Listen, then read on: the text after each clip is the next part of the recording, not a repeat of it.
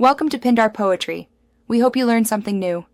You begin by marking the exact edge line where the lawn meets the flower bed. Use a taut string for straight runs or a garden hose for flowing curves so you can see the final shape. Once done, measure the desired width, 2 to 6 inches for a shallow clean edge or 6 to 12 inches when you need a root barrier. Make sure to have a half-moon edger or sharp spade, gloves, and a bucket. This first step sets precision and makes the rest faster and cleaner. You now cut into the lawn along your marked line with a half-moon edger or a sharp spade, pushing to the full depth of the sod so the separation is clean and permanent. Once cut, lever and lift the turf in manageable sections, roll or stack it, and trim any stubborn roots. This prevents regrowth. Then make the soil face vertical and crisp. If you plan a hard border, place landscape fabric against the soil and tamp it down to secure alignment before continuing.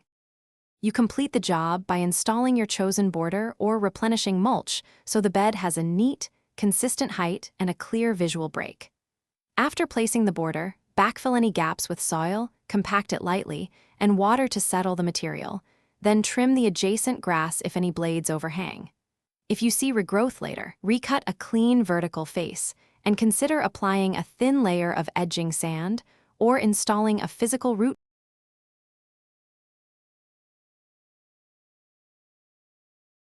Thanks for watching. Consider subscribing if we helped you.